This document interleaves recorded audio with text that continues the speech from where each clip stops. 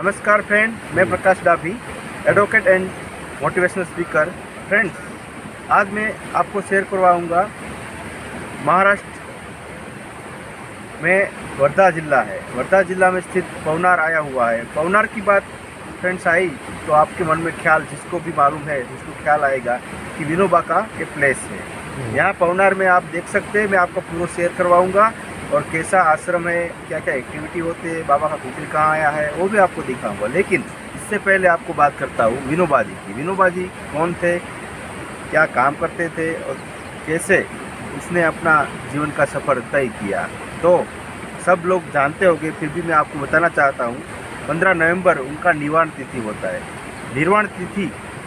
उनका निर्वाण तिथि पे यहाँ पवनार में, जहाँ विनोबा जी ने अपने जीवन का जो लास्ट समय था वो बिताया था, तकरीबन 10 से 12 साल यहाँ पवनार में रहे।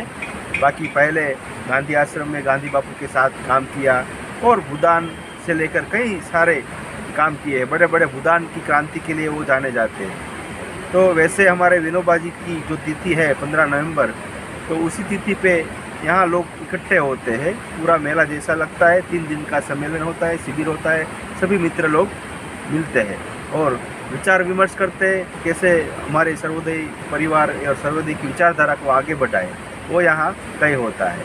और ये नदी के तट पर ये जो पूरा मैं पीछे आपको आश्रम का शेयर करवाऊँगा, यहाँ विनोबा जी ने कई साल निकाले और पूरा जो समाज का उत्थान का काम था, ब्रह्म से ज्ञान की बात है, उदान की बात है, आध्यात्म की बात है, लोगों की बात है, तो ऐसे कई सारे विचार थे जो विनोबा जी ने समाज को दिए हैं। और राष्ट्र निर्माण की बात है, समाज निर्माण की बात है, चित्त निर्माण की बात है, विचार निर्माण की बात है, और इसे आगे कैसे राष्ट्र निर्माण तक हम पहुंच सकते हैं, ऐसे हमारे विनोबा थे।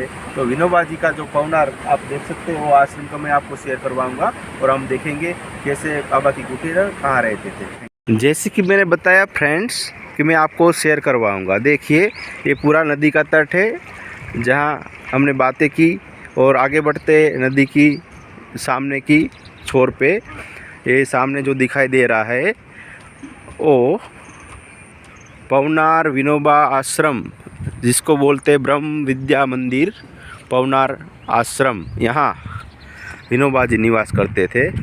आपको अंदर ले जाता हूँ। ये पूरा रोड है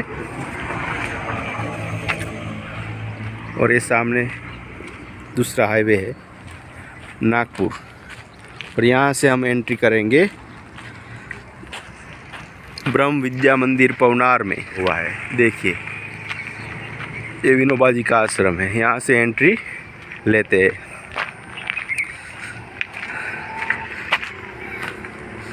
ये पूरी खेती बाड़ी है।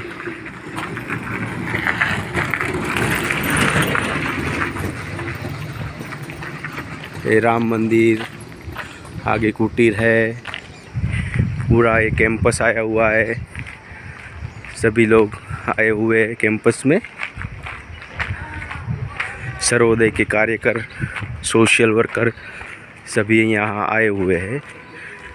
और सामने निवास स्थान है अलग अलग लोगों के लिए, भाइयों के लिए।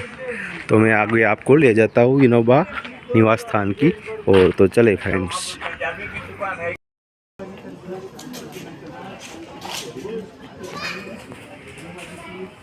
ये पूरा विनोबा निवास स्थान, विनोबा आश्रम पवनार का आपको दर्शन करवाता हूँ।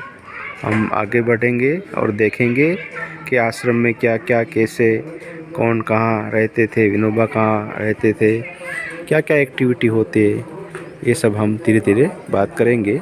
ये पूरा कैंपस, और ये चलो आगे बढ़ते हैं। यहाँ सामने सब सोशल वर्कर, सर्वोदय परिवार के कार्यकरों और अलग अलग देश प्रदेश से लोग आते हैं। और साथ में 3 दिन की शिविर होती है, मित्र मिलन का आयोजन होता है, जहाँ ये लोग जो मैंने बताया सोशल वर्कर, सर्वोदय के कार्यकरों मिलते हैं, आपस में विचार विमर्श रजू करते और कैसे आगे सर्वोदय की विचारधारा को फैलाए और ग्राम स्वराज और गांव का विकास, लोगों का विकास कैसे करें और इस समाज और राष्ट्र को निर्माण कैसे करें, उसकी चर्चाएं होती है। विद्वान लोग अपना वक्तव्य रजू करते हैं और ऐसे 3 दिन सब बैठ के बातें करते हैं। और मैंने बताया, देखो ये पूरा विनोबा आश्रम का जो अलग अलग विभाग है और बाबा कुटीर की जो मैंने बात बताई, विनोबा जहाँ रहते थे उसको बाबा कुटीर बोलते थे और वहाँ विनोबा निवास करते थे। तो उनकी ओर आपको ले जाता हूँ। ये देखो यहाँ लिखा हुआ है विनोबा निवास। ये जामुन का पेड़ है मित्रों। यहाँ विनोबा जी कभी कभी बैठते थे और लोगों से मिलते थे और विचार विमर्श करते थे। जो भी सुझाव होता, आध्यात्मिक की बात हो तो आध्यात्मिक साधना के लिए कभी कभी यहाँ भी बैठते थे।